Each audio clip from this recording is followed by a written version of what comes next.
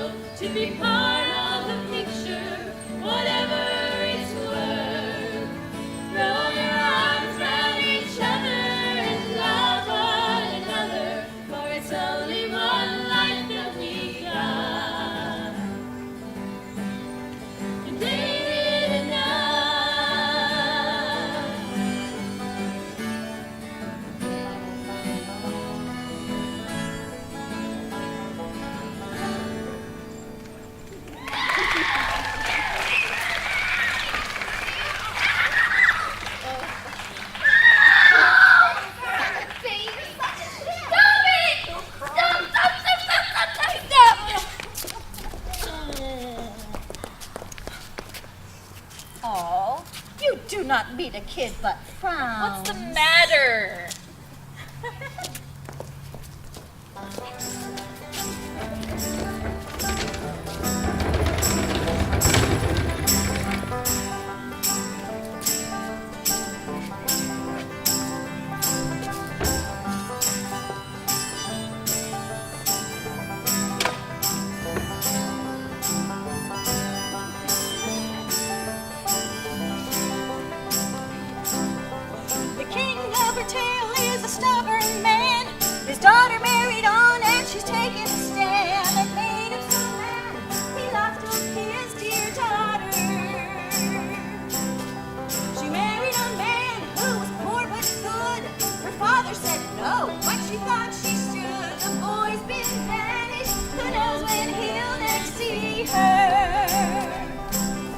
And though it seems strange, yet 'tis true.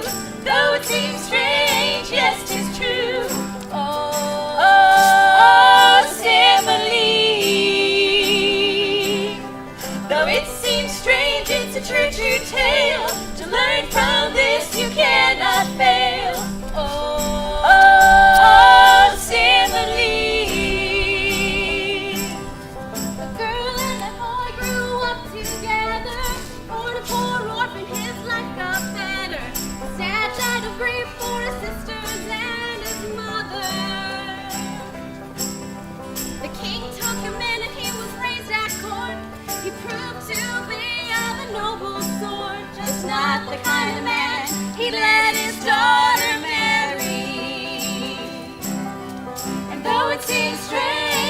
yet 'tis true. Though it seems strange, yes, 'tis true. Oh, posthumous. Though it seems strange, it's a true, true tale. To learn from this, you cannot fail. Oh, posthumous. Now a princess had her share of woes. Her siblings were kidnapped and no one knows where they both are. Now it's been 20 years. Her mom died at her birth, but sad but true. The king, her father, didn't know what to do. He found a new gal, but she'll just bring them new tears. And though it seems strange, yes, 'tis true. Though it seems strange, yes, 'tis true. Oh, Imogen. Though it seems strange, it's a true, true tale. To learn from this, you cannot fail. Oh, Imogen. The king of our tale, he married that gal. An evil stepmom, she's no one's pal. Except for her dear son, she wants him to marry the king's girl. The princess hates the guy, plus he's her stepbrother. And she knows not to trust her bad stepmother. The king's got a bad gal, he threw away a pearl. And though it seems strange, yet 'tis true. Though it seems strange, yes, 'tis true. Oh, Cymbeline. Though it seems strange, it's a true, true tale. To learn from this, you cannot fail. Oh, Cymbeline.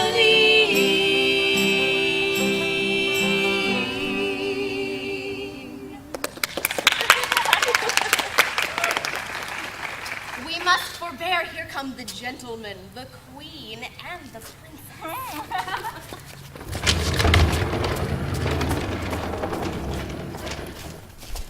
No, be assured you shall not find me, daughter, after the slander of most stepmothers, evil-eyed unto you.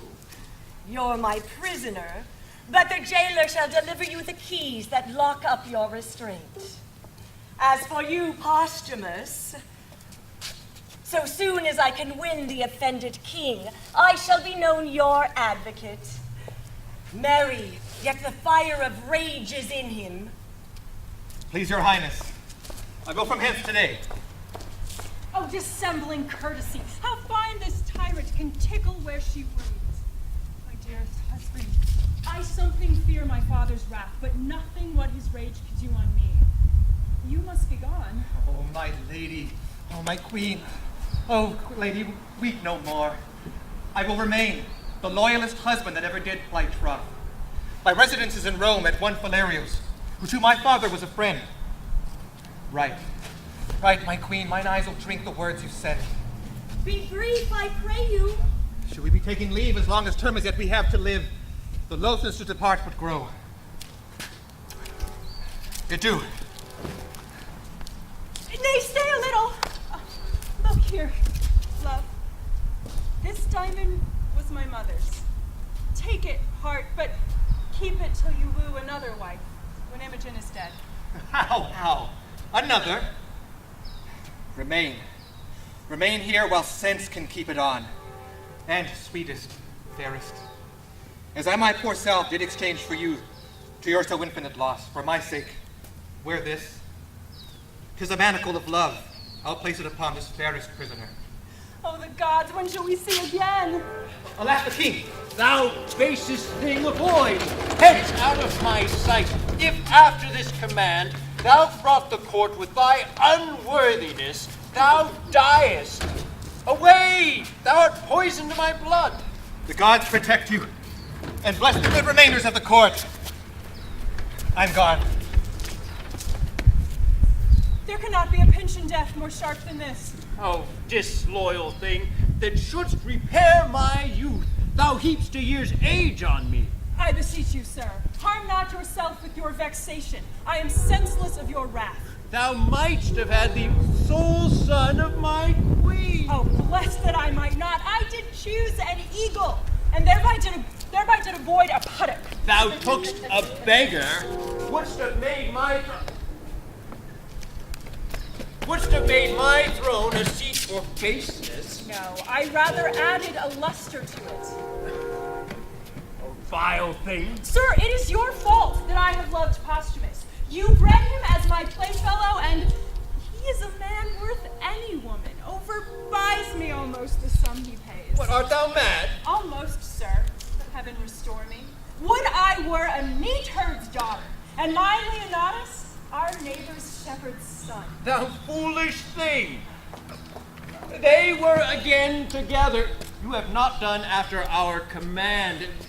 Away with her. Pen her up. No, beseech your patience, peace. Dear lady daughter, peace. Oh, sweet sovereign. Oh, leave us to ourselves and make yourself some comfort out of your best advice. Nay, let her languish a drop of blood a day, and being aged, die of this folly. Fie, you must give way. Here is your servant. How now, sir, what news? My lord, your son drew on my master. What? Well, no harm is done, I trust. There might have been, but they were parted by gentlemen at hand. I am very glad on it. Why came you from your master? On his command, he would not suffer me to bring him to the haven. Left these notes what commands I should be subject to when it pleased you to employ me. This hath been your faithful servant. About some half hour hence, I pray you speak with me. You must at least go see my lord aboard. For this time, leave me.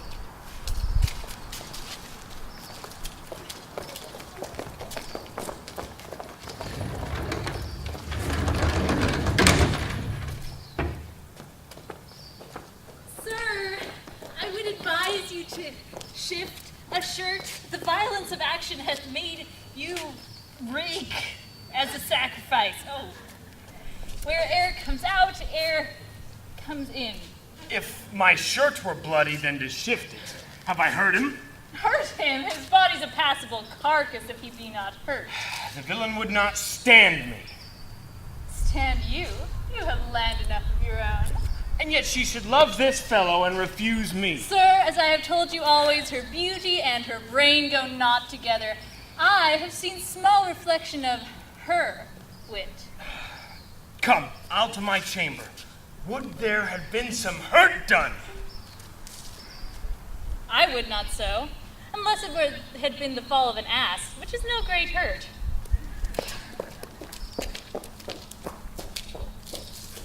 What was the last he spake to thee? It was his queen. His queen. Then waved his handkerchief? And kissed it, madam. Senseless linen, happier therein than I. I would have broke mine eye strings, cracked them, but to look on him. But good Pisanio, when shall we next hear from him? Be assured, madam, with his next vantage. I did not take my leave of him, but had most pretty things to say, ere I could tell him how I would think on him at certain hours, such thoughts and such, or ere I could make him swear the sheaves of Italy would not betray mine interest and his honor, or ere I could give him that parting kiss, comes in my father. The queen, madam, desires your highness and company. Those things I bid you do, prithee dispatch. I will attend the queen. I shall, madam. Whiskey, rye, whiskey, rye, whiskey, I cry. Whiskey, I surely will die. But this matter of marrying the king's daughter, wherein he must be weighed rather by his value than her own, wards him, I doubt not, a great deal from the matter. And then his banishment. Aye. So how come he is to sojourn with you? His father and I were soldiers together, to whom I have been often bound for no less than my life. Here comes the Briton. How worthy he is, I will leave to appear hereafter rather than story him in his own hearing. Sir, we have known together in Orleans. Well, since I've been debtor to you for courtesies, whichever I will be to pay, and yet pay still. Sir, it had been pity you should have been put together with so mortal a purpose, as then each bore upon importance of so slight and trivial a nature. By your pardon, ma'am, the quarrel was not altogether slight. Faith, yes, to be put to the arbitrament of swords. Can we, with manners, ask what was the difference? Safely, I think. It was much like an argument that fell out last night, where each of you gentlemen fell in praise of your country mistresses. This gentleman, vouching his to be more fair, virtuous, wise, chaste than any of our rarest of ladies in France. She holds her virtue still, and I my mind. You must not, sir, prefer her for ours of Italy. Being so provoked as I was in France, I'll abate her nothing. Too fair and too good, a kind of hand-in-hand comparison. Had been something too fair and too good for any lady in Britain. If she went before others that I have seen, as that diamond of yours outlusters many I have beheld, but she has not been there. I have not seen her, nor you.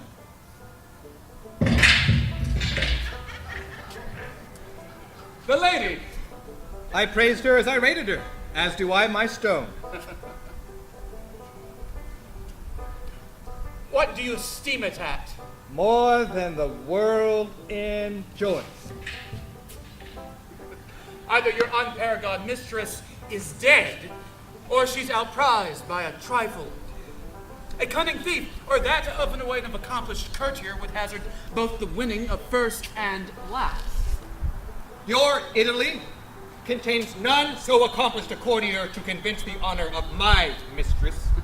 I do nothing doubt you have your store of themes. Notwithstanding, I fear not my ring. Let us leave here, gentlemen. Sir, with all my heart. With 5 times so much conversation, I should get ground of your mistress, make her go back even to the yielding. Had I admittance or opportunity to? Friend? No. Gentlemen, enough of this. It came in too suddenly. Let it die as it was born, and I pray you be better acquainted. I will lay you 10,000 ducats to your ring. That commend me to the court where your lady is, and with no more advantage than the opportunity of a second conference. And I will bring from hence that honor of hers which you imagine is so reserved. I'll wage against your gold. Gold to it. This ring I hold as dear as my finger. 'Tis part of it. I am the master of my speeches, and would go what is spoken, I am certain. Will you? I shall but lend this ring to your return. My mistress exceeds in goodness the hugeness of your unworthy thinking. I dare you to this match, though. There's my ring. Well, I will have it no lay. By the gods, it is one. If I should bring no sufficient testimony that I have enjoyed the dearly bodily part of your mistress, my 10,000 ducats are yours, and so is your diamond too. I embrace these conditions. If you make your voyage upon her, and give me directly to understand that you have prevailed, I am no longer your enemy. She's not worth our debate. If she remains unseduced, you not making it appear otherwise, you will answer me with your sword. Your hand, a covenant, and straight away to Britain I will fetch my gold and have our 2 wagers recorded. Agreed.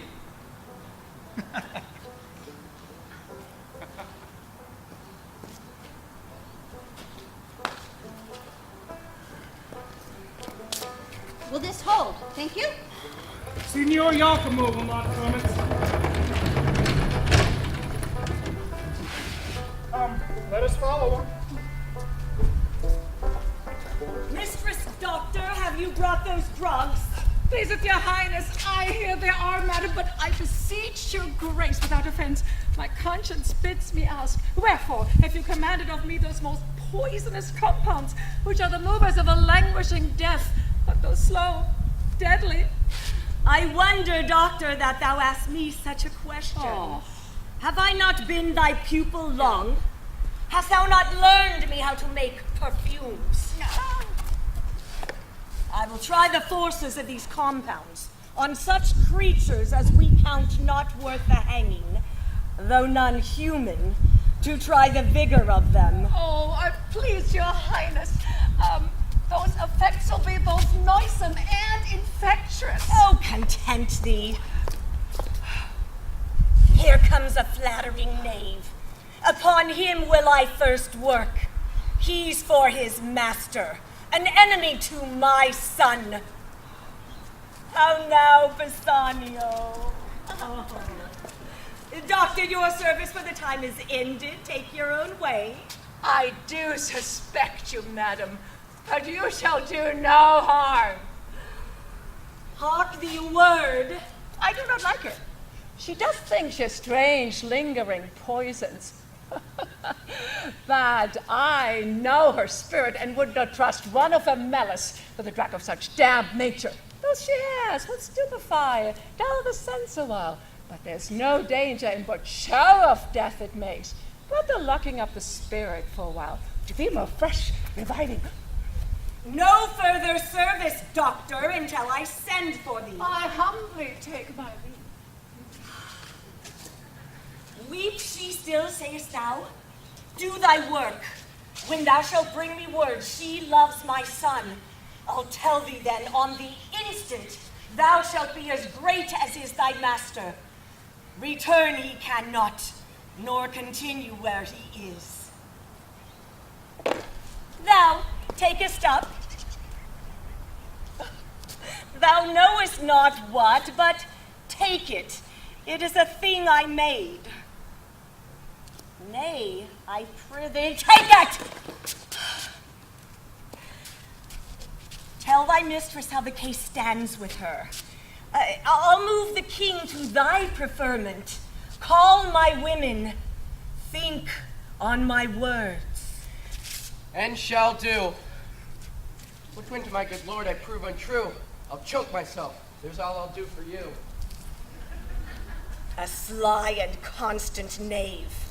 I have given him that which, if he take, shall quite unpeople him, and which she after, except she bend her humor, shall be assured to taste of too.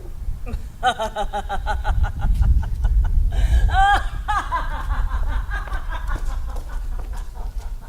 father cruel and a stepdame false. Oh, that husband, my supreme crown of grief. Had I been thief stolen like my siblings, happy. Blessed be those how mean soe'er that have their honest wills which seasons comfort. Oh, who may this be? Fie. Madam, a noble gentleman from Rome comes for my lord of letters. The noble Leonatus is in safety, and greets your highness dearly. Thank you, sir. You're kindly welcome. All of her that is out the door most rich. If she be furnished with a mind so rare, I have lost a waiter. He is one of the noblest note, to whose kindness I am most infinitely tied. Reflect upon him accordingly as you value your trust, Leonatus. Even so far have I read aloud, but the very middle of my heart is warmed by the rest and takes it thankfully. You are as welcome, sir, as I have words to bid you. Thank you, fairest lady.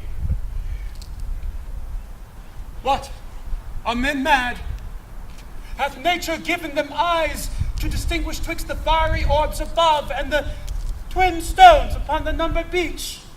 What, dear sir, thus raps you? Are you well? Well, madam.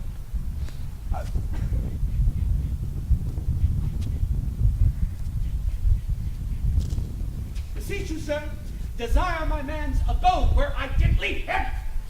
I was going, sir, to give him welcome. Continues well, my lord. Well, madam, Is he inclined to mirth? I hope he is. exceeding pleasant. He is called the Briton Reveler. When he was here, he did incline to sadness, and oftentimes not knowing why. I never saw him sad. There is a Frenchman, his companion, that seems to love a woman at home. Your lord, he laughs from freeze lungs, cries, "Oh, can my sides hold? To think that man who knows what woman is, yea, what she cannot choose but must be, will his hours languish for assured bondage." Will my lord say so? Aye, madam, with his eyes in flood with laughter, but heavens knows some men are much to blame. Not he, I hope. Not he. Yet heaven's bounty towards him might be used more thankfully. I am bound to pity too. What do you pity, sir? Two creatures, heartily. Am I one, sir? Lamentable Why do you pity me, sir? that others do. I was about to say, enjoy your... But it's not mine to speak on it. You do seem to know something of me or what concerns me. I pray you, sir, discover to me what you both spurn and stop. Had I this cheek to bathe my lips upon, this hand whose every touch would force the feeler's soul to the oath of loyalty, should I, damn then, slavers with lips as common as the stairs that mount the Capitol, join gripes with hands made hard by hourly falsehood, My lord, I fear, has forgot Britain. and himself. Let me hear no more. Oh, my dearest soul, your cause doth strike my heart. That doth make me sick. A lady so fair, to be partnered with tomboys hired by your own coffers, be revenged. Revenged? How should I be revenged? If this be true, as I have such a heart that both mine ears must not in haste abuse, if this be true, how should I be revenged? Revenge it. I dedicate myself to your sweet pleasure. Ah! What hope, Bassanio? Let me service my tender on your lips. Away! If thou wert honorable, thou wouldst have told this tale for virtue, not for such an end thou seekest, as base as strange. Thou wrongest a gentleman, who is as far from thy report as thou from honor, and solicitous here a lady that disdains thee and the devil alike. What hope, Bassanio? The king, my father, shall be made acquainted of your assault. What hope, Bassanio? Oh! Happy Leonatus! I may say that the credit thy lady hath of thee deserves thy trust. Give me your pardon. I have only spoke to know if your affiance were deeply rooted. Your lord, he is one of the truest mannered. Half all men's hearts are his. You make amends. He sits amongst men like a descended god. He hath the kind of honor that sets him off more than a mortal, seeming. Be not angry, most mighty princess, that I have adventured to taking your false report. Pray your pardon. All's well, sir. My humble thanks. I had almost forgot to entreat your grace, but in a small request for a moment too. It concerns your lord, myself, and other noble friends, are partners in the business. Pray, what is it?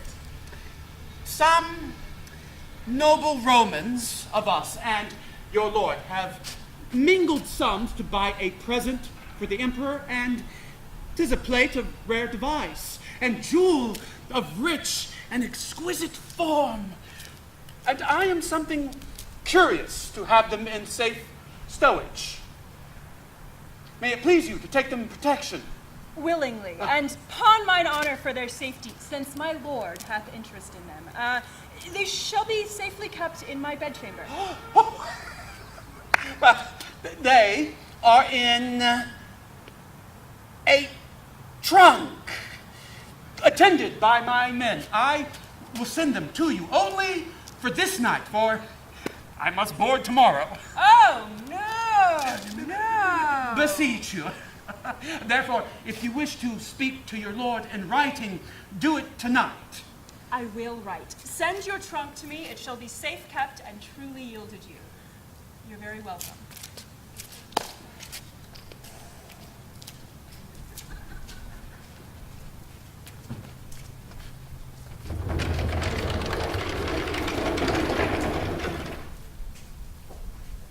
Was there ever man that had such luck? You have broke his pate with your bowl. Poor son dog, I had rather not be so noble as I am. They dare not fight with me because of the queen, my mother. Oh. Every jack slave hath his belly full of fighting, but I must go up and down like a cock that nobody can match. You are cock and capon too. You crow cock with your comb on. Sayest thou? It is not fit your lordship should undertake every companion that you give offense to. No, I know that, but it is fit I should commit offense to my inferiors. Did you hear of a stranger that's come to court tonight? A stranger and I not know on it. There's an Italian come, and 'tis thought 'tis one of Leonatus's friends. Leonatus, a banished rascal. Who told you this stranger? One of your lordship's pages. Come, I'll go see this Italian. I'll attend your lordship. That such a crafty devil as his mother should yield to the world this ass. Alas, poor princess, thou divine Imogen, what thou endurest.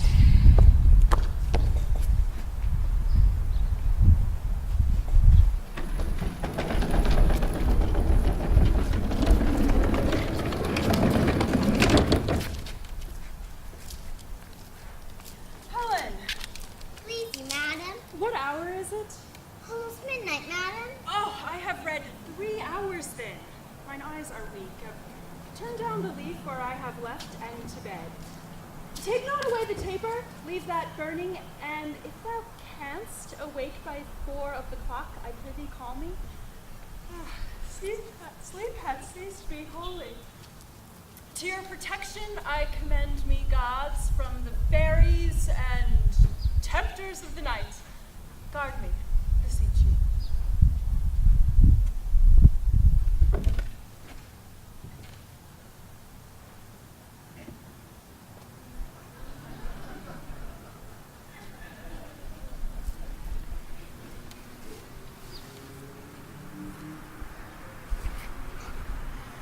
The crickets o'ersing. A man repairs itself by rest. Woo!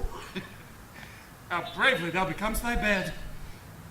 Fresh, lily, and whiter than the sheets that I might touch.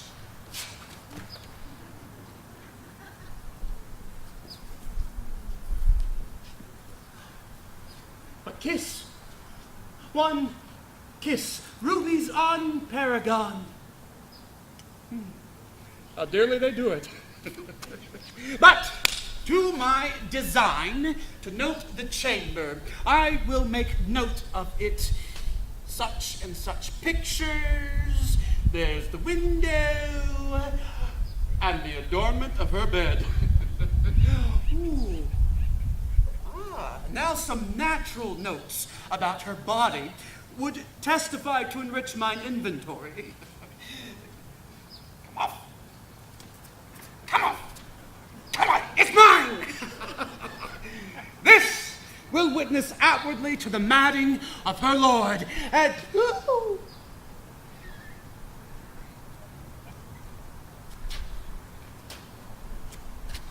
On her left breast, a mole sink spotted. This voucher, stronger than law could ever make, will make Posthumous think that I have picked the lock and taken the treasure of her honor, I have enough.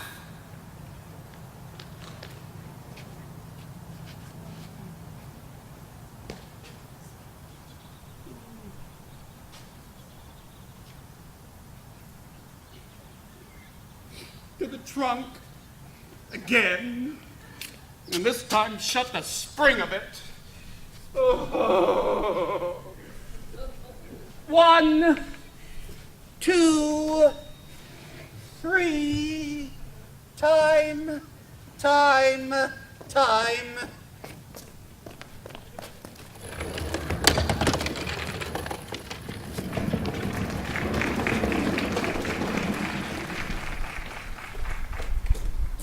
Your lordship is a most patient man in loss. Winning will put any man into courage. If I could get this foolish Imogen, I should have gold enough. It's almost morning, is it not? Day, my lord.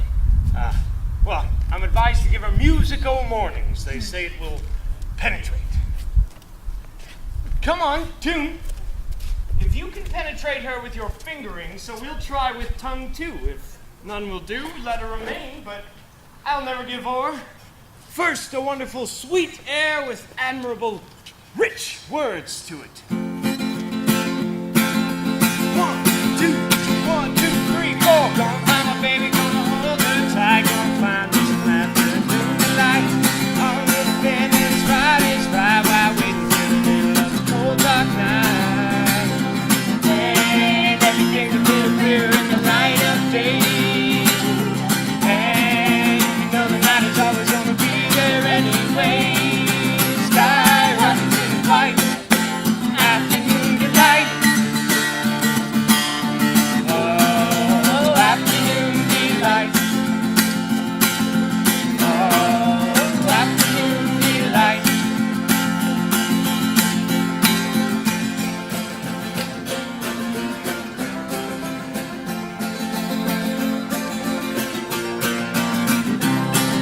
I woke up this morning feeling so polite. All the sort of fishing up because I didn't fight. Got some beta waiting and I think I might like this little afternoon delight. Sky rockets in flight. Afternoon delight. Oh, afternoon delight. Oh, afternoon delight. Oh, afternoon delight.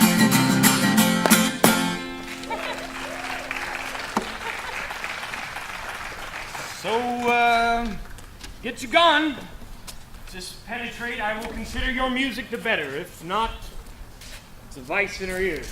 Well, here comes the king. Oh, good morrow to his majesty and my gracious mother. Attend you here the door of our stern daughter? Will she not forth? I have assailed her with music, but she vouchsafes no notice. She has not yet. The exile of her minion is too fresh. She has not yet forgot him. Some more time, and then she's yours. You are most bound to the king, who lets go by no vantages that may prefer you to his daughter. Make denials, increase your services, so seem as if you were inspired to do those duties that you tender to her, that you in all obey her.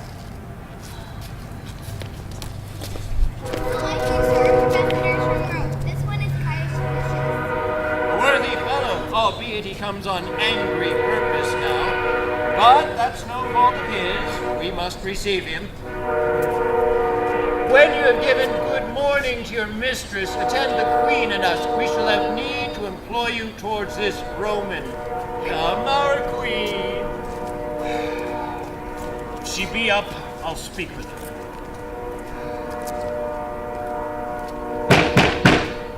By your leave! Oh! I know her women are about her. What if I do line one of their hands? 'Tis gold that buys admittance, oft it doth. By your leave! There the knobs. A gentleman? No more? Yes, and a gentlewoman's son. That's more than some whose tailors are as dear as yours can justly boast of. What's your lordship's pleasure? Your lady's person. Is she ready? Hi, the keeper chamber. Hey, there is gold for you. Sell me your good report. How, my good name, or shall I speak of you what I shall think is good? The princess. Good morrow, fairest sister, your sweet hand. Good morrow, sir. You lay out too much pains for purchasing but trouble. The thanks I give you is telling you that I am poor of thanks and scarce can spare them. Still, I swear I love you. If you but said so, 'twere as deep with me. If you but swear so, your recompense is still that I regard it not. This is no answer. I would not speak. In faith, sir, spare me. And pray you, I will unfold equal discourtesy to your best kindness. One of your great knowing should learn, being taught, forbearance. To leave you in your madness for my sin, I will not. Fools are not mad folks. Do you call me fool? As I am mad, I do. Pray you, you put me to forget a lady's manners by being so verbal.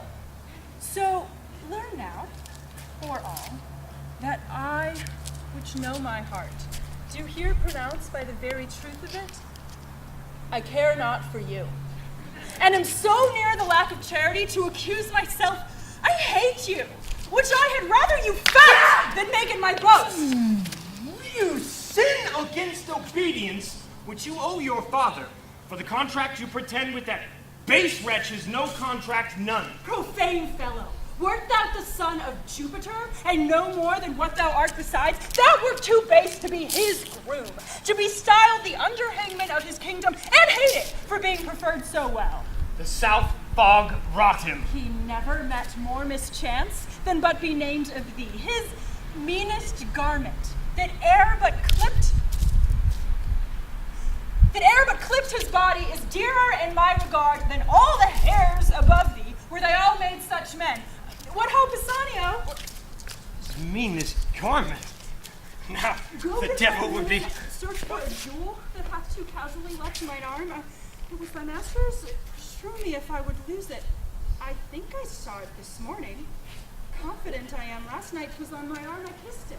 'Twill not be lost. I hope so. Go and search. You have abused me, his meanest garment. Aye, I said so, sir. I will inform your father.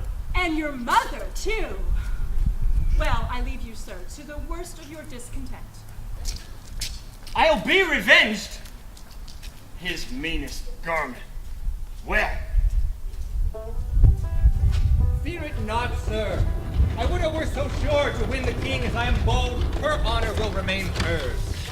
What means do you make to him? No, not any, but to abide the change of time.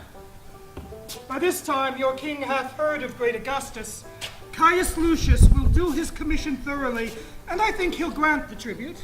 I do believe that this will prove a war. Si Iachimo. I hope the briefness of your answer hath made the speediness of your return. Your lady is one of the fairest I have looked upon. There with all the best. Here, letters for you. Their tenor good, I trust. It's very like. Was Caius Lucius in the bitten court when you were there? He was expected then, but not attended. All is well yet, huh? Who sparkles this stone as it was wont? Or is it too dull for your good wearing? I will make a journey twice as far to enjoy a second night of such sweet shortness, which was mine in Britain, for the ring is won. Yes, the stone is too hard to come by. Not a whit, your lady being so easy. Make it not, sir.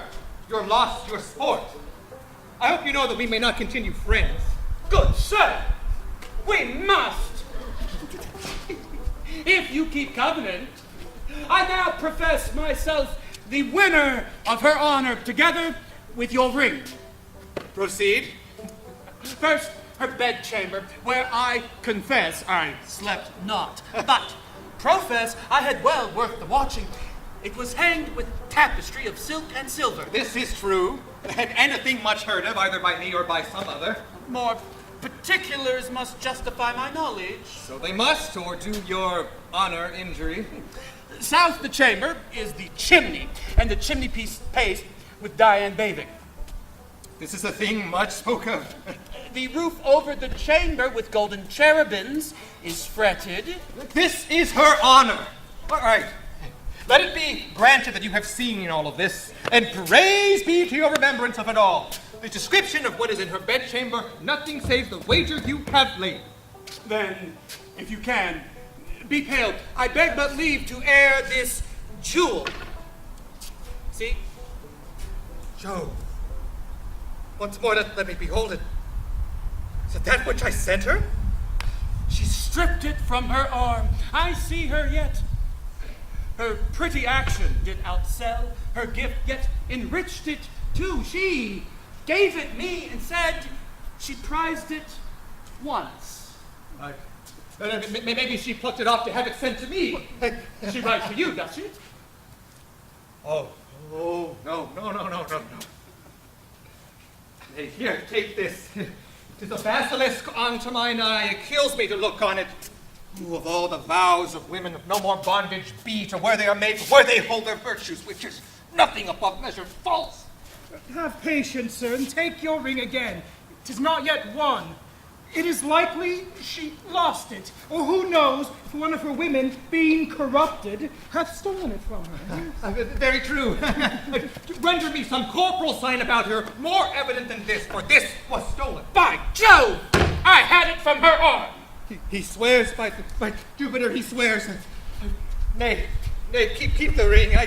It is true she would not lose it. He hath enjoyed her. Be patient, sir. This is not strong enough to be believed of one persuaded well. I need you not talk on it.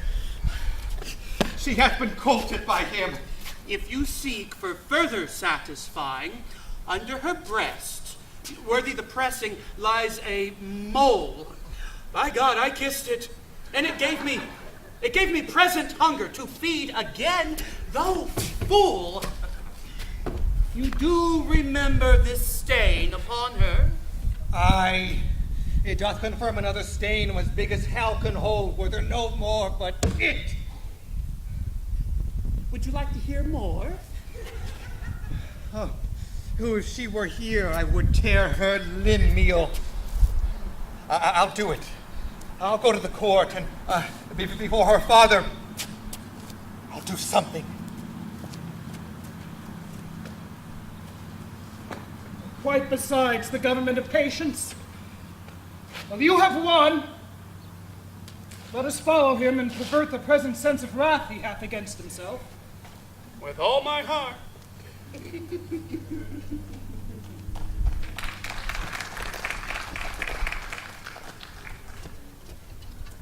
Oh, vengeance, vengeance. The meat of my lawful pleasures she restrained and prayed me of forbearance. I thought she as chaste as unsunned snow. Oh, all the devils! And this yellow Yakumo, in an hour, was it not? Ha! Found no opposition.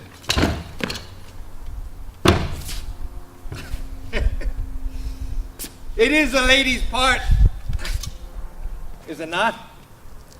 Be it lying, note it, the woman's, flattering, hers, deceiving, oh, hers, lust and rank emotions, hers, hers, revenge is hers, ambitions, covetings, changes in pride, disdain, of all the false that may be named, nay, of all that hell knows, hers, in part or all, or rather all, detest them, curse them. Oh, it is a greater skill in a true hate to pray that they have their will.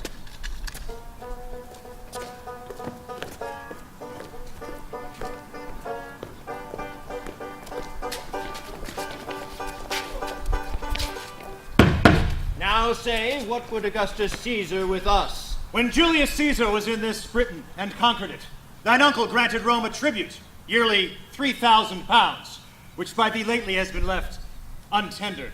And to kill the marvel shall be so ever. Britain is a world by itself, and we will nothing pay for wearing our own noses.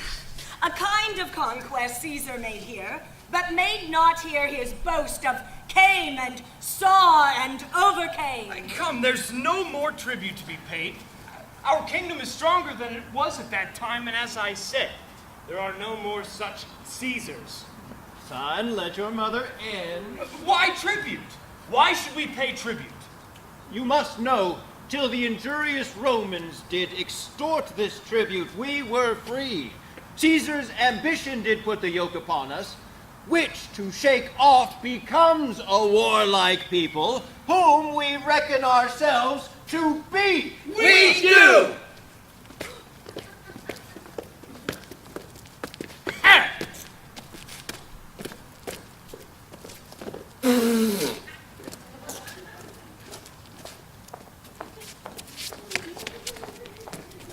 I'm sorry, Cymbeline, that I must pronounce Augustus Caesar thine enemy.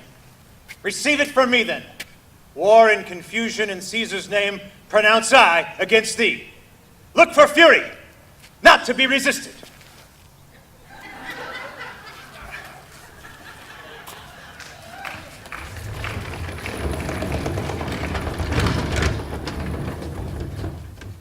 How? Adultery? Leonatus, O master, what a strange infection has fallen into thy ear. Disloyal? No. How? That I should murder her? Her blood? If it be so to do good service, never do it. The letter that I have sent her by her own command shall give the opportunity. Lo, here she comes. What hope, Pisanio? Madam, here is a letter from my lord. Thy lord? Why, that is my lord, Leonatus. You good gods, let what is here contain relish of love, of my lord's health, of his content. Yet not that we two are asunder, let that grieve him. You, oh, the dearest of creatures, would even renew me with your eyes. Take notice that I am in Cambria, at Milford Haven. What your own love will out of this advise you, follow. So he wishes you all happiness that remains loyal to his vow, and your increasing in love, Leonatus Posthumus. Oh, for a horse with wings! Here is thou, Pisanio! He is at Milford Haven. Read, and tell me how far 'tis thither. If one of mean affairs may plot it in a week, why may not I glide thither in a day? And dear Pisanio, who longest like me to see thy lord? Oh, not like me, for mine's beyond. Say, and speak thick, how far is it to that same blessed Milford? But first, how we may steal from hence, and for the gap we make in time from our hence going and our return to excuse. But first, how get hence? We'll speak of that hereafter. Prithee speak, how many score of miles may we well ride twixt hour and hour? 1 score twixt sun and sun, madam, is enough for you. And too much, too. Why, one that rode to his execution, man, could never go so slow. Go bid my woman feign a sickness. Say she'll home to her father, and provide me presently with a riding suit. Madam, you're best to consider. Way, there's no more to say. Accessible is none but Milford way.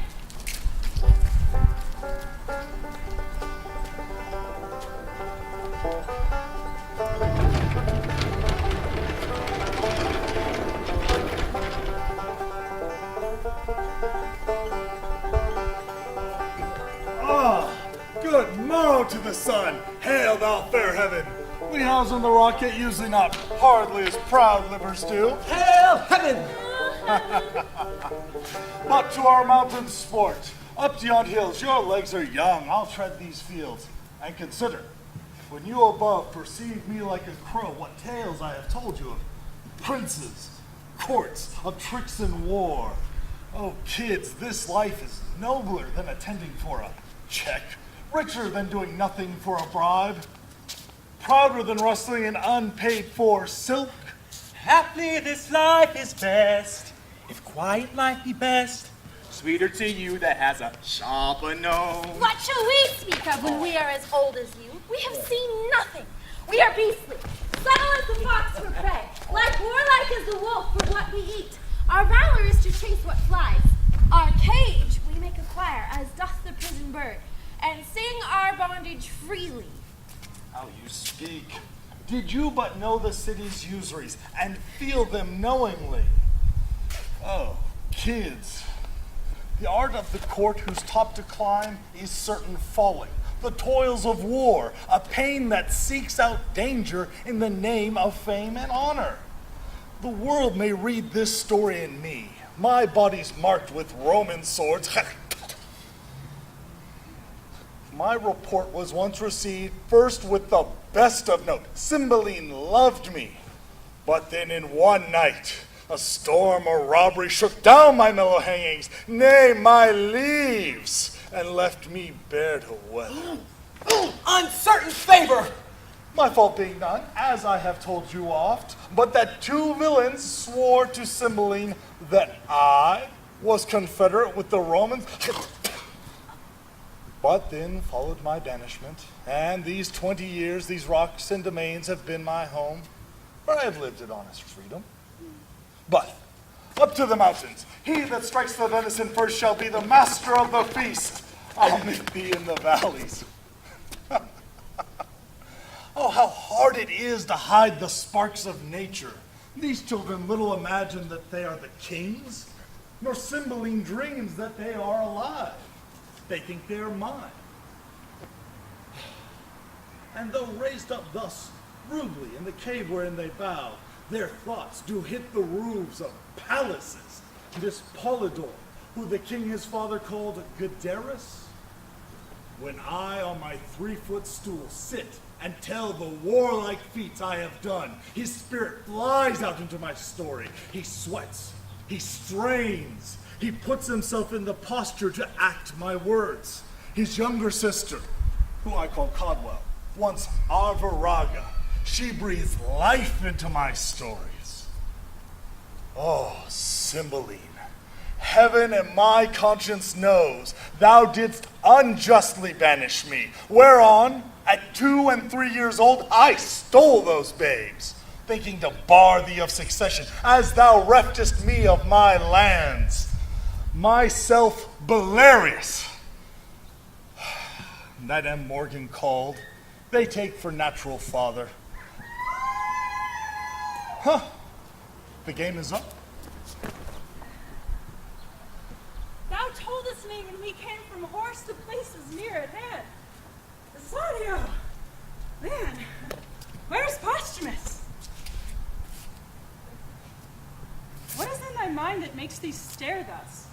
What's the matter?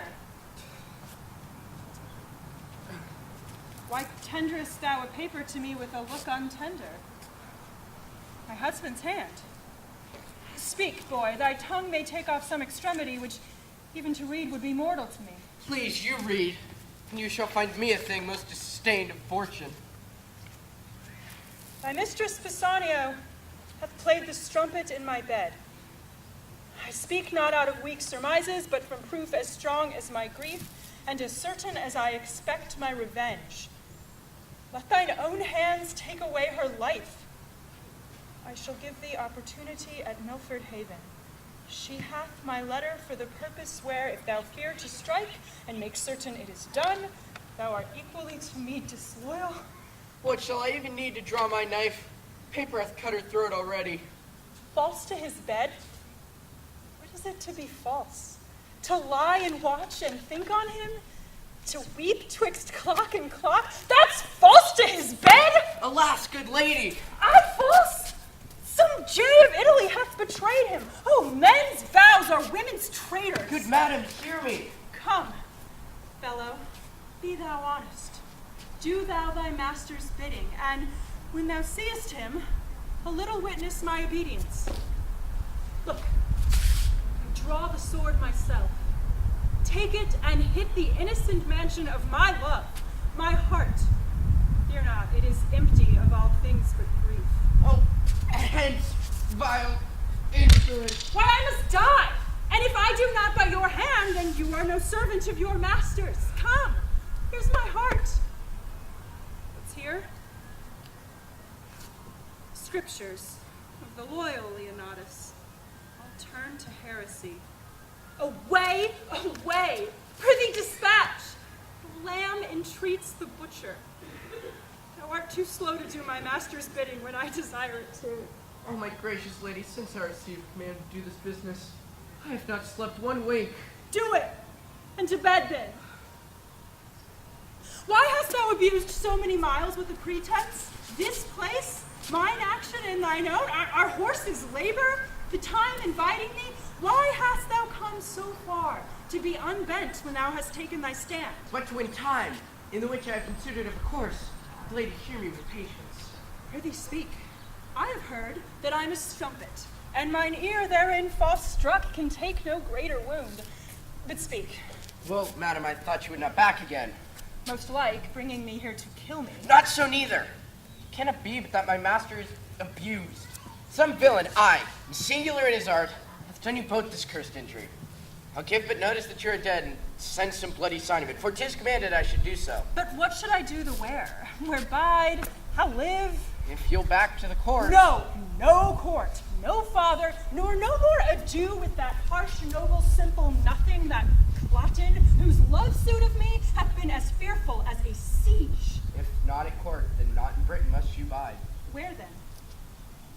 The ambassador, Lucius the Roman, comes to Milford Haven tomorrow. Now, if you could wear mind, dark as your fortune is, and but disguise, you should tread a course happily near the residence of Posthumus. I would adventure to it. Well, then here's the point. You must forget to be a woman. Change command into obedience, fear, niceness. Ready in jibes, quick answer, saucy, and as querulous as the weasel. Nay, be brief. I see into thine end, and I'm almost a man already. First, make yourself look like one. Before thinking this, I've already fit. This is in my cloak bag. Hat, doublet, hose, all that answers to them. Present yourself before noble Lucius. Desire his service. Doubtless, with joy he will embrace you, for he's honorable. Thou art all the comfort the gods will diet me with. Prithee, away. There's more to be considered. Away, I prithee.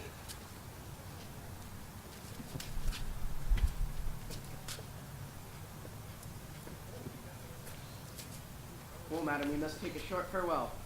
Oh, I know, mistress, here's a box. I had it from the queen. What's in it is precious. If you're sick at sea, a dram of this will drive away distemper to some shade. Fit you to your manhood.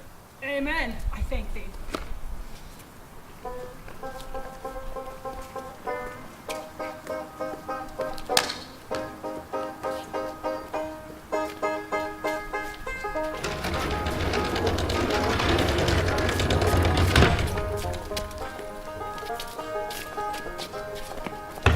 Thus far, and so farewell. I must from hence, and am right sorry I must report ye my master's enemy. Our subjects, sir, will not endure his yoke. So, sir, I desire a land over conduct to Milford Haven.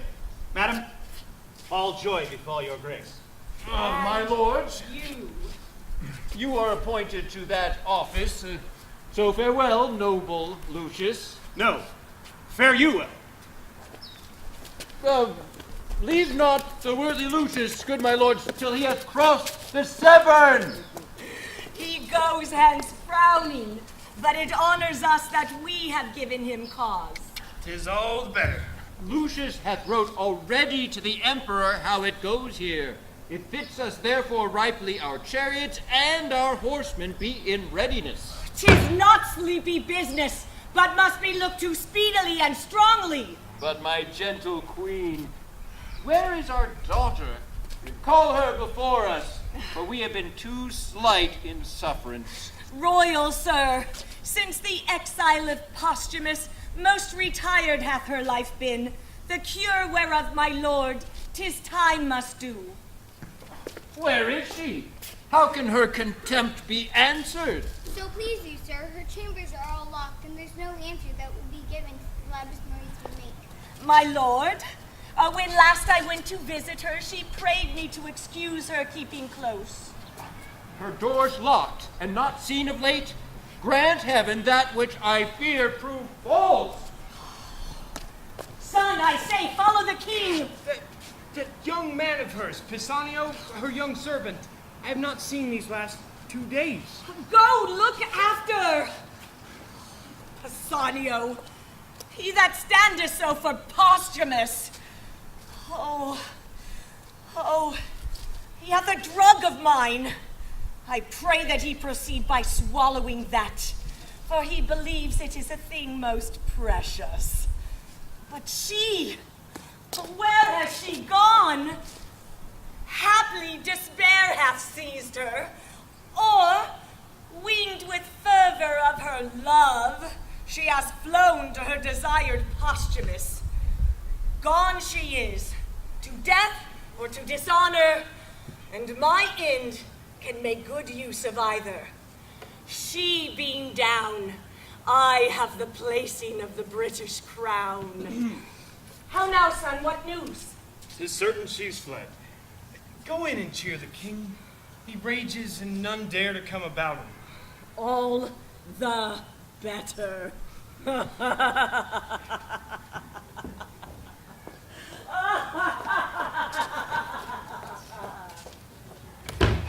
Imogen, I love and hate her, for she's fair and royal.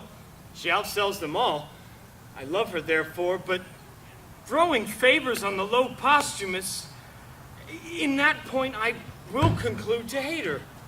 Nay, indeed, to be revenged upon her. Who's here? Come hither, villain. Where's thy lady? Oh, good, my lord. Come closer, villain. I'll have this secret from thy heart, or rip thy heart to find it. Is she with Posthumus? Alas, my lord, how can she be with him? Come closer, villain. What's become of her? Then, sir, this paper is my knowledge touching her flight.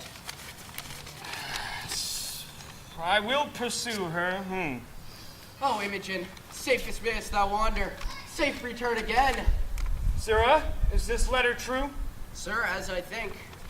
It is Posthumus' hand, I know it. Sirrah, wilt thou serve me?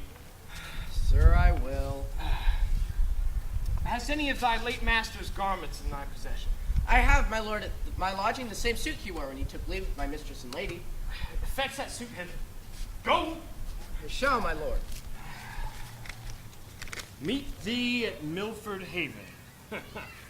Even there, thou villain Posthumus, will I kill thee. I would these garments were come. She said upon a time that she held the very garments in more respect than my natural and noble person. But with that suit upon my back will I kill him, and when my lust hath dined, to the court I'll foot her home and back again.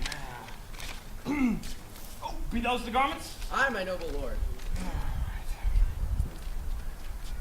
Well, my revenge is now at Milford. Come and be true.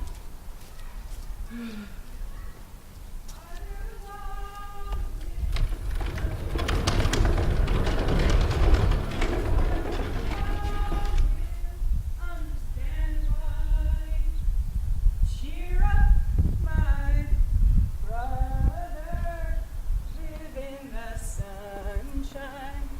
We'll understand it all by and by. I see a man's life is a tedious one. I've tired myself, and for 2 nights together have made the ground my bed. I should be sick, but my resolution keeps me. What's this? 'Tis some savage hold. I dare not call. I should not call. But famine. Prithee speak. If civil, speak, and if savage, take our land. Huh? Who's there? No answer? Then I'll enter. You, Polydor, have proved best woodsman and are master of the feast. Cadwell and I will play the servant. Come, our stomachs will make what savory, homely. I am thoroughly weary. I am weak with toil, yet strong in appetite. Stay, come not in. But that it eats our victuals, I should say, here were a fairy. What's the matter, sir? An angel. Or, if not an earthly paragon, behold divineness, no elder than a boy. Good masters, harm me not. I called before I entered and thought to have begged or bought what I have took. Here's money for my meat.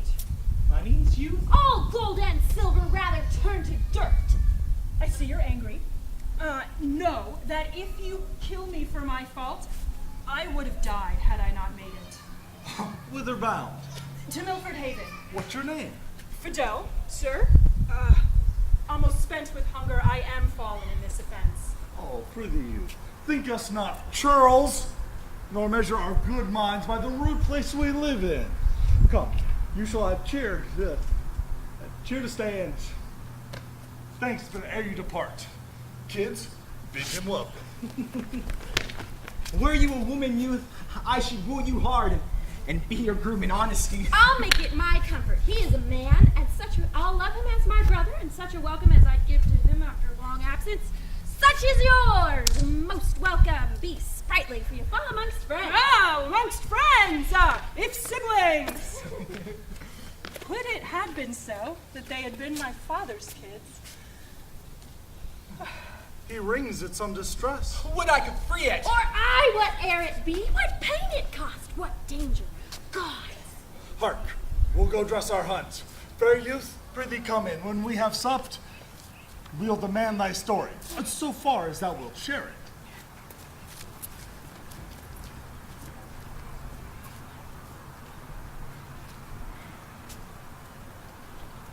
I am near to the place where they should meet, if Pisanio have mapped it truly. How fit his garments serve me. I mean, lines of my body are as well drawn as his, no less young, more strong, not beneath him in fortunes, above him in birth. Yet this imperseverant thing loves him in my despite. What mortality is. Outsoared into a sore purpose. Posthumus, thy head which is now growing upon thy shoulders shall within this hour be off, thy mistress enforced, thy garments cut to pieces before thy face, and all this done spurn her home to her father. This is the very description of their meeting place, and the fellow dares not deceive me.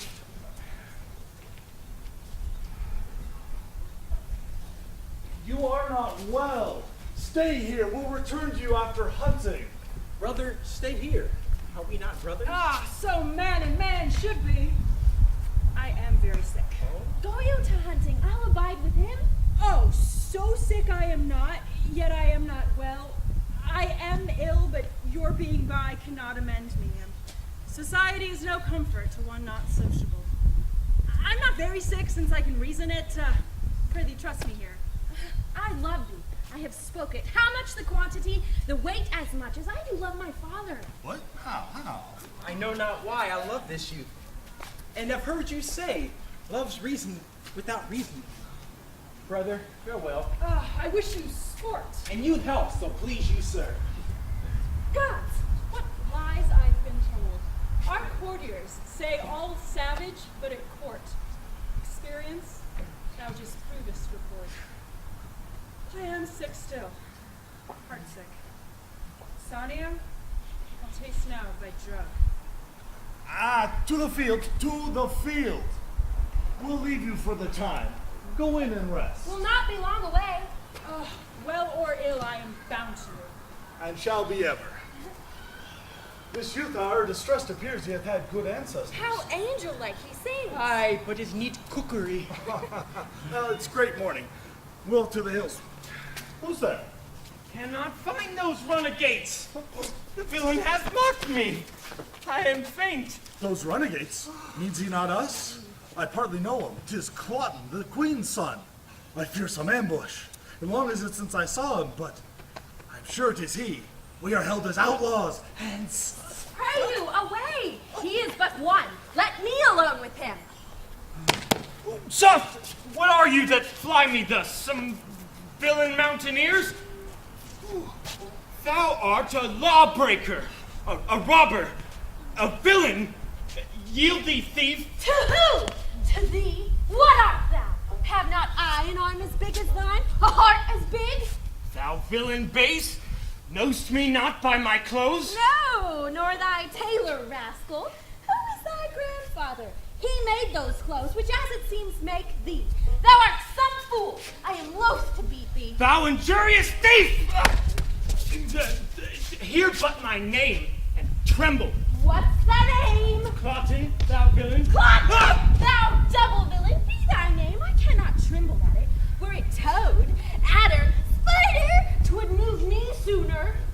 To further thy fear, thou shalt know that I am son to the queen. I am sorry for it, not seeming so worthy as thy birth. Art not afeared? At fools I laugh, not fear them. Die the death! Oh, God! No!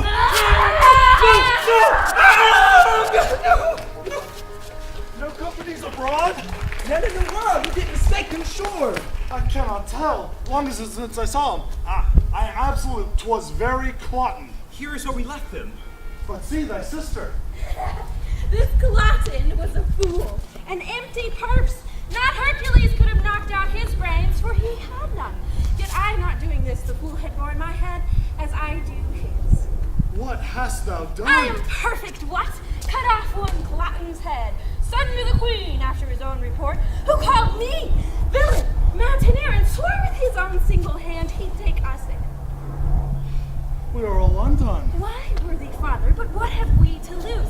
That he swore to take our lives. The law protects not us. Then why should we be tender to let an arrogant piece of flesh threaten us? No single soul can we set eye on, yet in all safe reason he must have some attendance. It is not probable to come alone. Howsoever my sister have done well. With his own sword, which he did wave against my throat, I have taken his head from him. I'll throw it in the stream and tell the fishes he's the queen's son, Cloten. That's all I reckon. Oh, I fear 'twill be revenged. Would, Cadwal, thou hadst not done it. Though valor becomes thee well enough. Would I had done it, the revenge alone would have pursued me. Cadwal, I love thee truly, but envy thee much, for thou hast robbed me of this deed. Well, 'tis done, and we'll no more hunting today. To our rock, you and Fidel play the cook. I'll wait till hasty Cadwal return and bring her presently to dinner. Poor sick Fidel. I'll wearingly to him. Oh, thou nature, thou divine goddess, 'tis a wonder that an invisible instinct should frame them thus to royalty unlearned, honor untaught that wildly grows in them. Still 'tis strange what Cloten's being here to us portends, or what his death will bring us. Where's my brother? I have sent Cloten's clock-pole down the stream in embassy to his mother. His body is hostage for his return. My ingenious instrument. Hark, Cadwal, it sounds. But what occasion hath Polydor now to give it motion? Hark! Is he at home? He went hence even now. What does he mean? Since the death of my dearest mother, it did not sound before. Here he comes, and he brings the dire occasion in his arms. The bird that we have made so much on is dead. I had rather skip from 16 years of age to 60 than I've seen this. Oh, sweetest, fairest lily. Oh, melancholy. Whoever yet could sound thy bottom? Thou blessed thing. Jove knows what a man thou mightst have made. Thou diedst a most rare boy of melancholy. Where found you him? Where? On the floor. I thought he slept. Let us bury him, and not protract with admiration what is now due debt to the ground. Say, where shall we lay him? My good Europhile, our mother, and let us Polydor sing him to the ground. Use like, note, and word, save that Europhile must be Fidel. Cadwal, I I cannot sing. You sing and I'll weep it and word it with thee. Well, good grief, I see medicine the less, for Clotton is quite forgot. He was a queen's son, and though he came our enemy, remember he was paid for that. Reverence, that angel of the world, does make a distinction between high and low. Our foe was princely, bury him as a prince. If you'll go fetch him, we'll sing our song the while.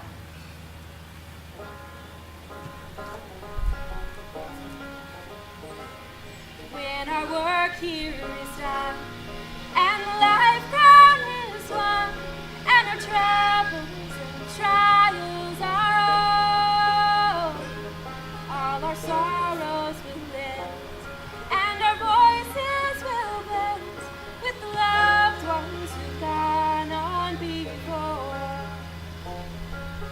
Never grow old, never grow old, in a land where we'll never grow old. Never grow old, never grow old, in a land where we'll never grow old. In a land where we'll never grow old.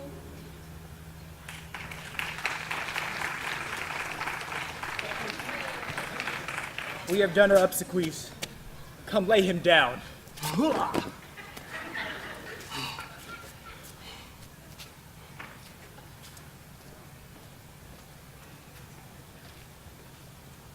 Yes, sir, to Milford Haven, sir, which is the way?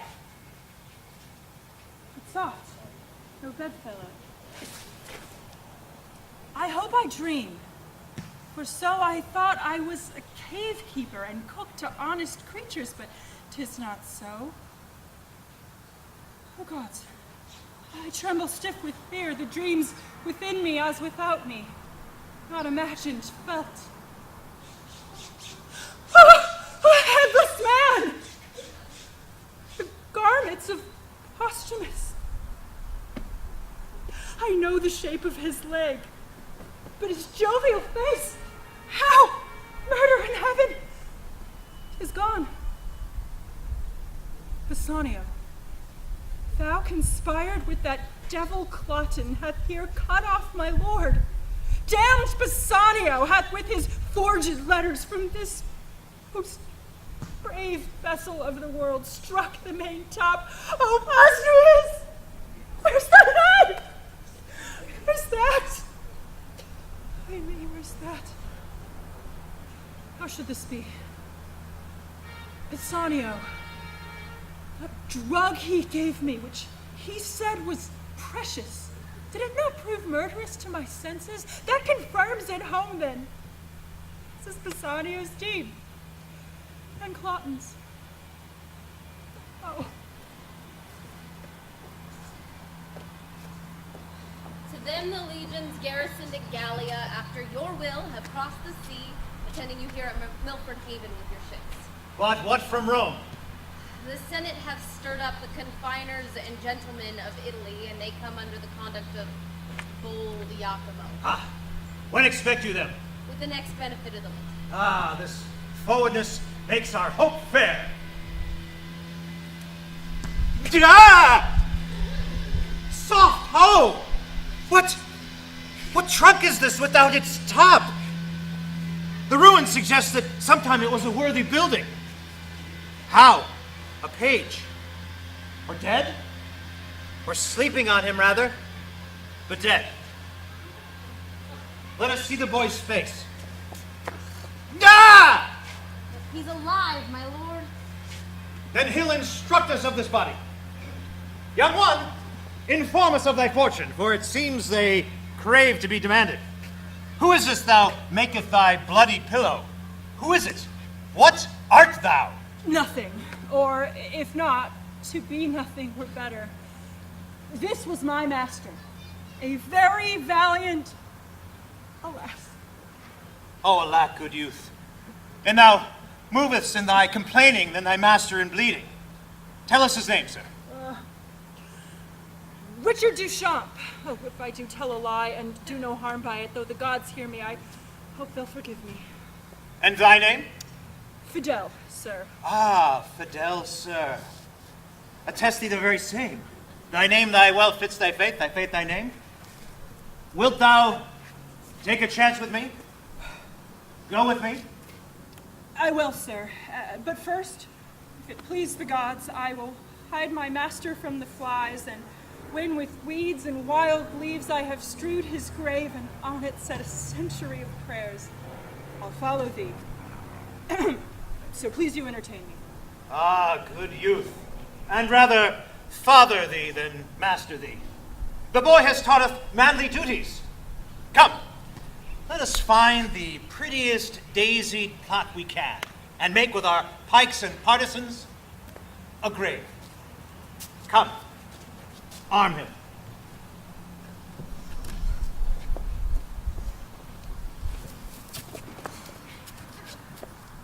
Good. Boy, he is deferred by thee to us, and he shall be as firm as soldiers can. Be cheerful. Wipe thine eyes, some falls are means the happier to arise.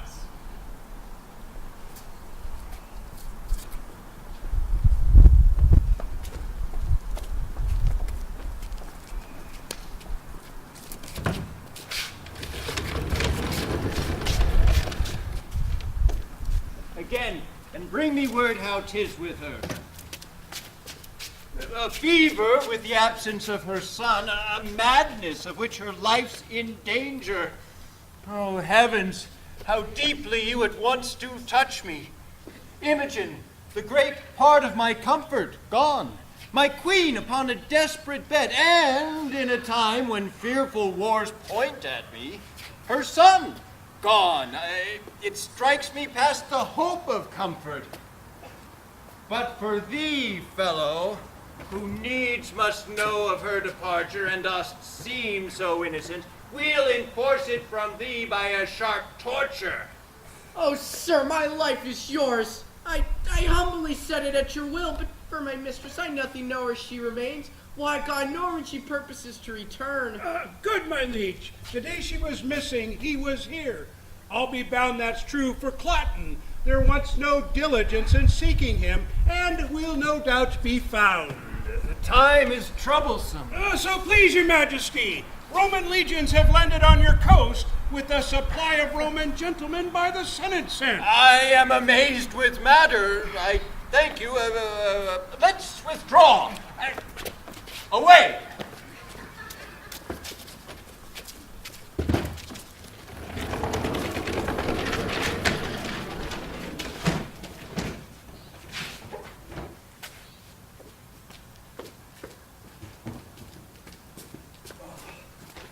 Kids will hire to the mountains and there secure us. To the king's party there's no going. Newness of Cloten's death may drive us to a render where we have lived, and so extort from us that which we have done, whose answer would be death drawn on with torture. It is not likely that when they hear the Roman horses neigh, that they will waste their time upon our note to know from whence we are. Oh, I am known of many in the army.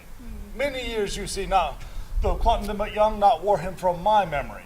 Besides, the king has not deserved my services nor your loves. I and my sister are not known.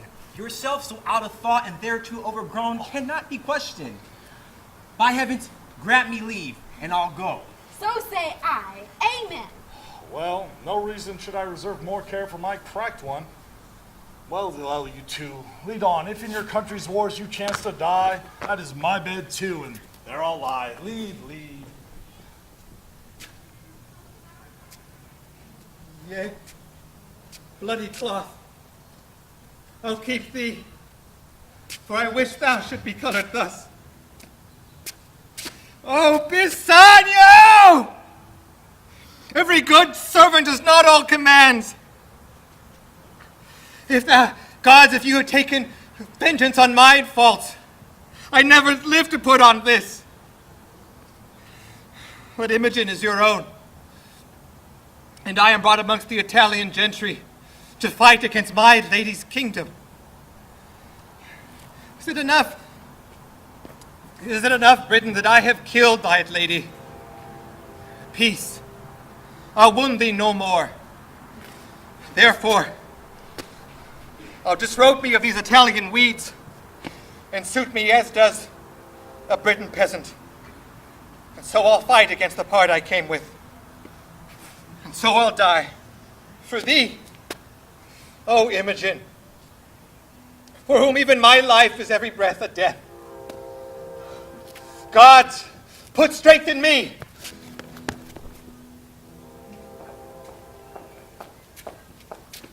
Hello, sir.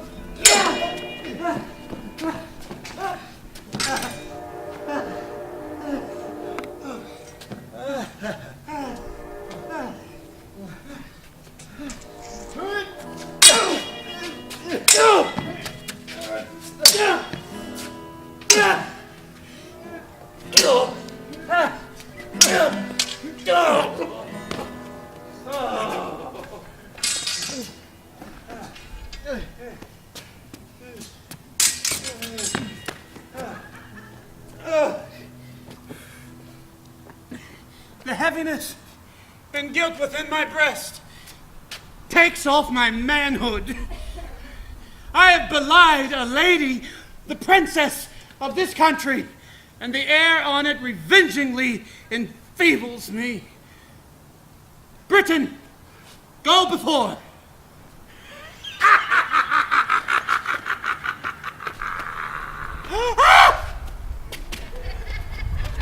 Hey!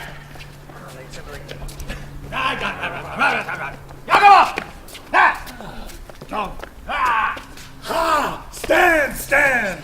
The advantage is ours. The lane is guarded. Nothing routs us but the villainy of our fear. Stand and fight!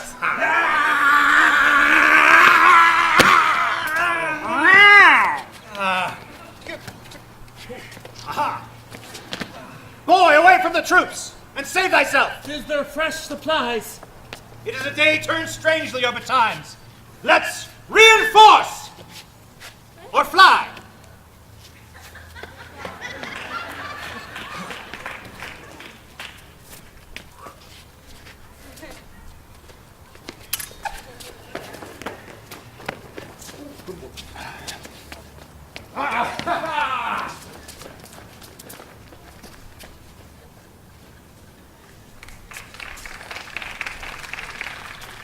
Camest thou from where they made the stand? I did. Though you, it seems, come from the flyers. I did. No blame to you, sir, for all was lost.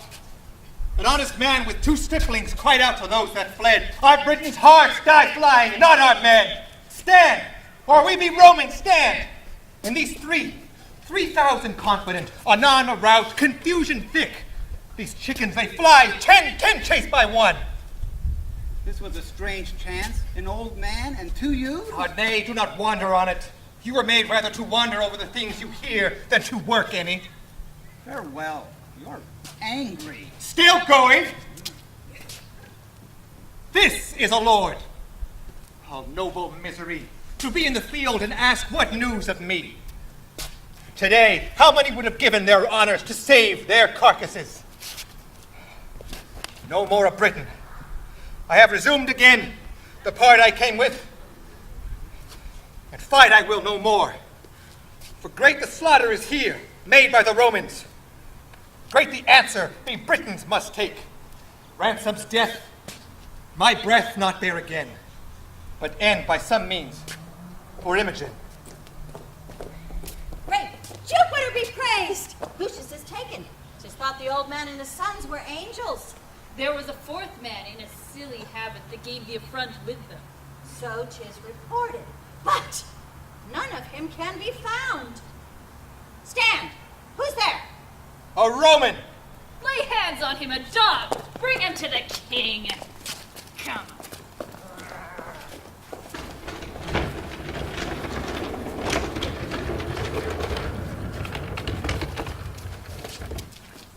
Aha! You shall not now be stolen. You have locks upon you. So graze as you find pasture. Aye, or a stomach. Most welcome bondage. Is it enough? I am sorry. For Imogen's dear life, take mine. Though it is not so dear, yet 'tis a life, and you coined it. So if you shall take this audit, take this life, and cancel these cold bonds. O Imogen, I'll speak to thee in silence.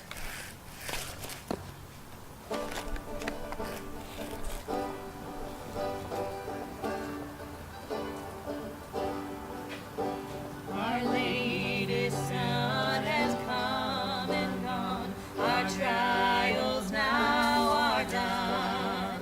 But you are poor, have much ahead. Your race is just begun.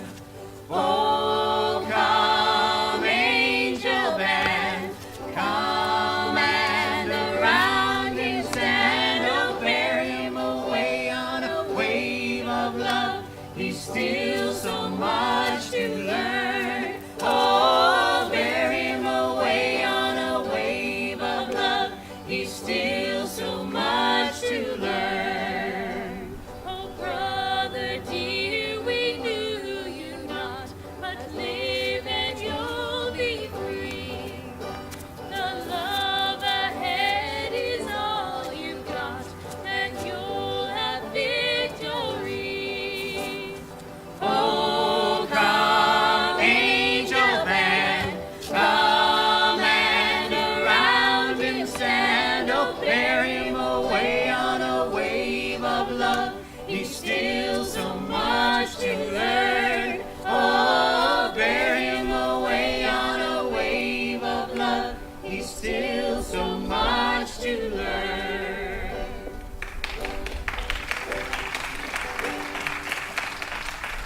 You sleep. Thou hast been a grandsire to me. Thou hast begot a father to me, and hast created a mother and sisters. Scorn. Gone.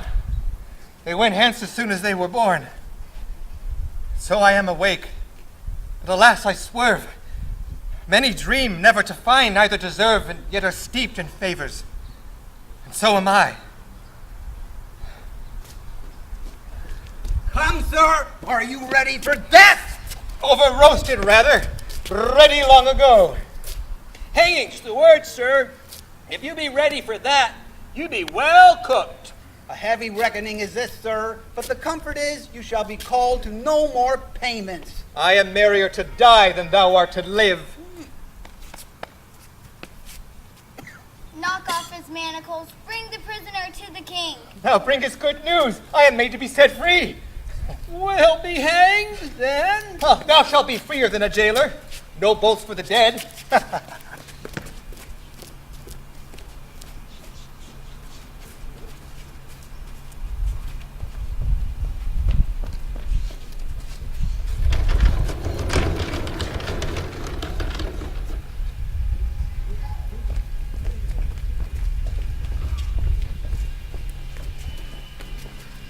Stand by my side, you whom the gods have made preservers of my throne. Woe is my heart that the poor soldier that so richly fought, whose rag-shamed gilded arms cannot be found. I never saw such noble fury in so poor a thing. No tidings of him? He hath been searched among the dead and living, but no trace of him. To my grief, I am the heir to his reward. Oh, 'tis time to ask of whence you are. Report it. Sir, in Cambria are we born. Bow your knees.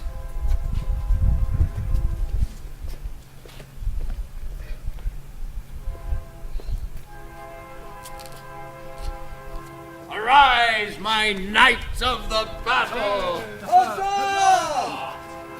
Oh, there's business in these faces. Why so sadly greet you our victory? You look like Romans and not of the court of Britain. Hail, great king! To sell your happiness, I must report the queen is dead. Oh, how ended she? Oh, with horror, madly dying like her life, which being cruel to the world, concluded most cruel to herself. What she confessed, I will report, so please you. Prithee, say. First, she did confess she never loved you. Only affected greatness got by you. Married your royalty, was wife to your place, abhorred your person. She alone knew this. Your daughter, whom she bore hand to love with such integrity, she did confess, was as a scorpion to her side, whose life, had not her flight prevented it, she'd taken off by poison. Oh, most delicate fiend, who is it can read a woman? Is there more? More, sir, and worse. She did confess she had for you a mortal mineral, which being took, would by the minute feed on life and lingering by inches waste you. Which with purpose, and then she would take her son by working him into the adoption of the crown. Oh, shame. But failing in her end, by his strange absence, she grew shameless, desperate, opened her purposes, and despairing died. Heard you all this? We did, so please hear me. Mine eyes were not in fault, for she was beautiful. Mine ears that heard her flattery, nor my heart that thought her like her seeming. It had been vicious to have mistrusted her. Yet, oh, my daughter, that it was folly in me thou mayest say, and prove it in thy feeling. Heaven, men, all. Thou comest not, Caius, now for tribute that the Britons have raised out.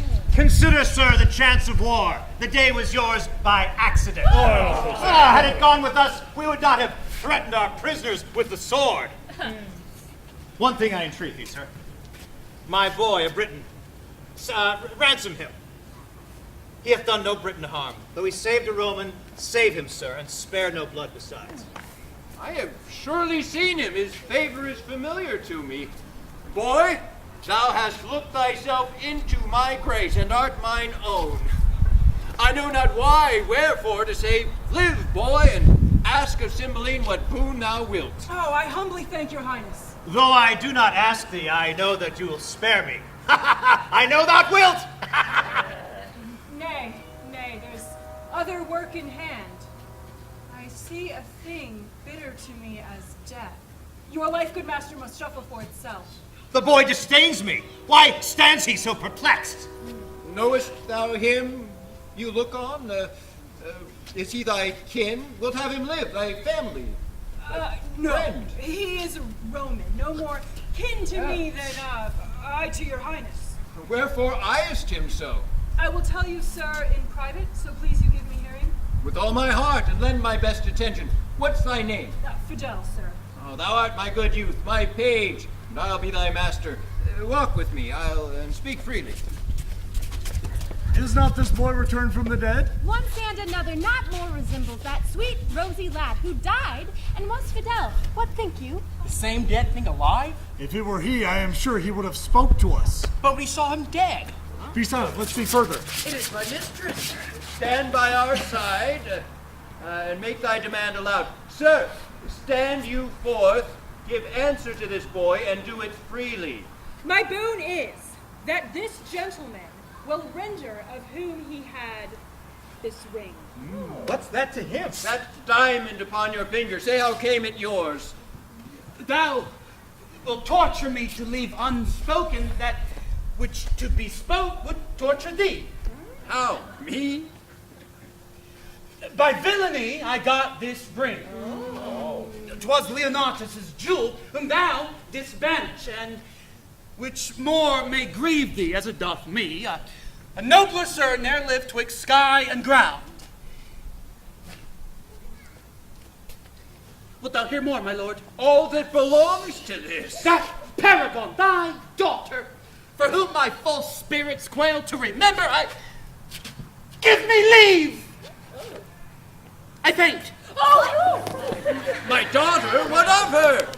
Renew thy strength. Strive, man, speak.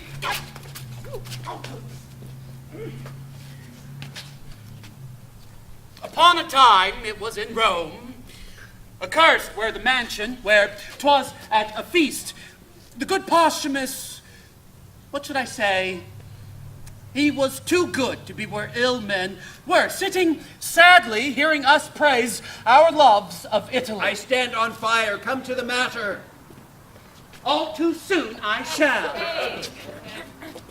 This Posthumus, he began his mistress's picture. His description proved us on speaking sides. Nay, nay, to the purpose. Your daughter's chastity! Ooh. There! It begins. He spake of her, whereat I, wretch, made scruple of his praise, and wagered with him pieces of gold to attain in suit the place of his bed for this ring by hers and mine adultery. Yes. He, true knight, stakes this ring away to Britain, post I in this design. Well, may you, sir, remember me at court? No? And so, to be brief, too late. I was so prevailed in my practice that I brought from hence different trinkets and tokens and verting notes of chamber hanging pictures and his ring and this bracelet. Oh, cunning how I got it. Nay, some secret marks of her on her person, and Posthumus could not but think that his, noble lady's bond of chastity quite cracked. Ooh. I haven't taken the forfeit. Whereupon, methinks I see him now. Oh, that's due to all villains past. Oh, give me corn or knife or poison. Oh, king, send out for torturers, for I am Posthumus that killed thy daughter. I that made a lesser villain than myself, this sacrilegious thief, to do it. Oh, what temple of virtue was she? Oh, Imogen, my wife, my life, my queen. Oh, Imogen. Peace, my lord. Here! Have a plea of this, thou scornful page. There lies thy part. Oh, gentlemen, help! Oh, my lord Posthumus, you ne'er killed Imogen till now. What? Help, help, mine honored lady! Does the world go round? Why does it stagger on me? Wake, my mistress! If this be true, the gods do mean to strike me to death with mortal joy. How fares thy mistress? Away, out of my sight! Thou gavest me poison. The tune of Imogen! Oh, lady, the gods throw stones of sulfur on me if that box they gave you is not thought by me a precious thing. I had it from the queen. New matter still. It poisoned me. Oh, gods! I left out one thing that the queen confessed.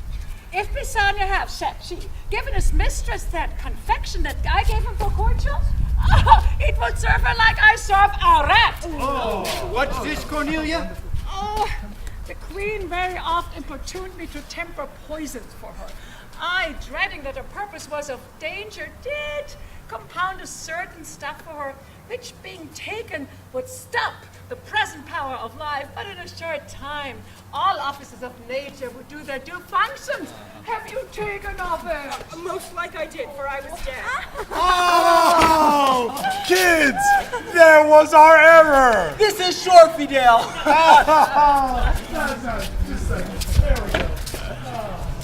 Why have you thrown your wedded lady from you? Leave me upon a rock and throw me again. I'll hang her like a fruit, my soul to the tree. Die. How now, my flesh, my child? What, wilt thou make me a dullard in this act? Wilt thou not speak to me? Your blessing, sir. Imogen. Oh, thy mother's dead. I'm very sorry for it? Oh, she was not, but her son is gone, and we know not how nor where. My Lord Cotton came to me with his sword drawn, foamed at the mouth, and swore, if I discovered not which way she was gone, it was my instant death. I directed him to the mountains near Milford. What became of him I further know not. Ah, let me end the story.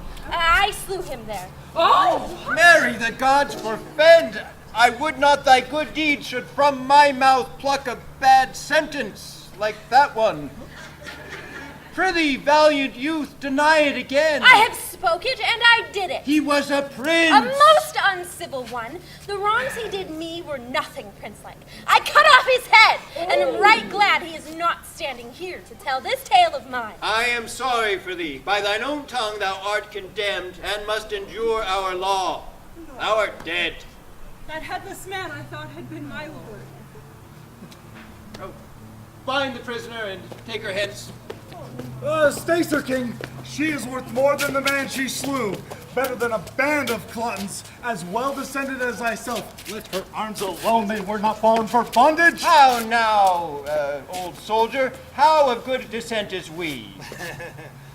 Kids, I must now unfold a dangerous speech, though happily, well for you. Thou hadst, great king, a servant called Valerius. Ah, what of him? He is a banished traitor. He's indeed a banished man. I know not how a traitor. Take her hence. The whole world shall not save her. Not too hot. First, pay me for the nursing of thy children. The nursing of my children? I am too bold, mighty sir. These two gentle youth that call me father and think they are mine are none of mine. They are the issue of your loins, your majesty. And these 20 years I have trained them up. But, gentle sir, here are your children returned to you, and I must lose two of the sweetest companions in the world. I lost my children. If these be they, I know not how to wish a pair worthier. Be pleased. This gentle youth, who I call Polydore, is as your own true Gadarus. And this, gentle one, my Cadwal Avaraga, your other daughter. What am I, a mother to the first of three? Oh, Imogen, thou hast lost by this a kingdom. No, my lord, I have won 2 worlds by it. Oh, my siblings, have we thus met? You called me brother when I was but your sister, and I you siblings when yet we're so indeed. Have you e'er met? Aye, my good lord. And that first meeting, love, continued so until we thought he died. Oh, by the queen's strength, she swallowed. Oh, rare instinct. When shall I hear all through? Oh, see, posthumous anchors on Imogen, and she, like harmless lightning, throws her eye on him, her brother, me, her master, hitting each object with a joy. Let's quit this ground. Oh, thou art my brother. So will hold thee ever. Thou art my father too, and did relieve me to see this gracious season. All overjoyed, save these in bonds. Yeah. Let them be joyful too, for they shall taste our comfort. My good master, I will yet do you service. Happy be you. Oh, the forlorn soldier that so valiantly fought, he would have well become this place and graced the thankings of a king. Sir, I am that soldier that did company these 3 in port beseeming. That I was he. Speak, Giacomo. I had you down, but would have made you finish. I am down again, but this time my conscience sinks my knee as then your force did. Take my life, I beseech you, as I so often owe. But first, take your ring, and here, the bracelet of the most truest princess that ever swore her faith. Kneel not to me, sir. The power I have on you is to spare you. Oh. The malice I have towards you is to forgive you. Oh. Live and deal with others better. Pardon is the word to all.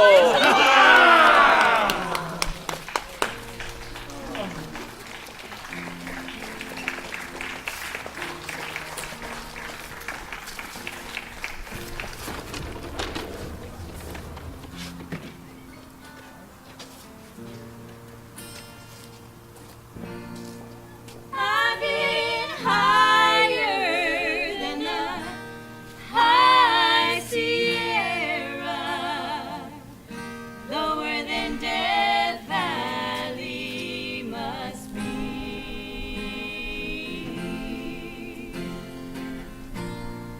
I've been right, mostly wrong. Wrong about you, right about me. The way I feel can't explain. So much passion turned to pain. The sun still shines most of the time. Did you know the sun shines when it rains? I've been higher than the high Sierra, lower than Death Valley must be.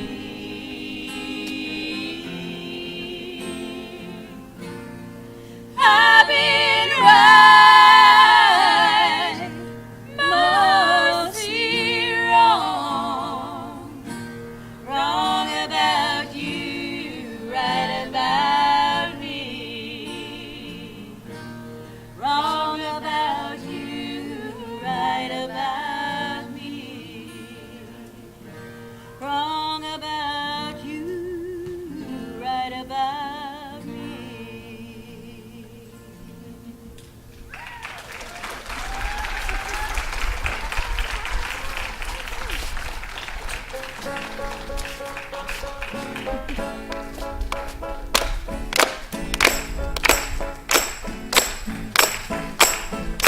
I know that you've heard this old song sung before, but it heard while I was walking out the door.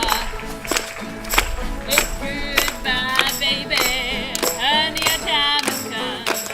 I've turned the tables, now you're the one on the bum. It's la la la, singing la la la. I'm so happy I'm singing la la la. I'm wet and wild, honey, I'm short and thin, so I can squeeze out of any cushion you in.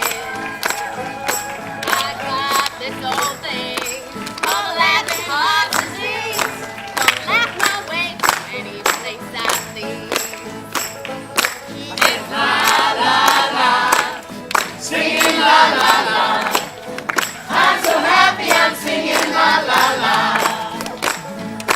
If I was a catfish in the river down in St. Louis, I'd be the biggest fish trying to ever have my fill. I'd never get caught, 'cause I never got the hook and line. All the world's gotta see me swimming by. It's la la la, singing la la la. I'm so happy I'm singing la la la. It's la la la, singing la la la. I'm so happy I'm singing la la la.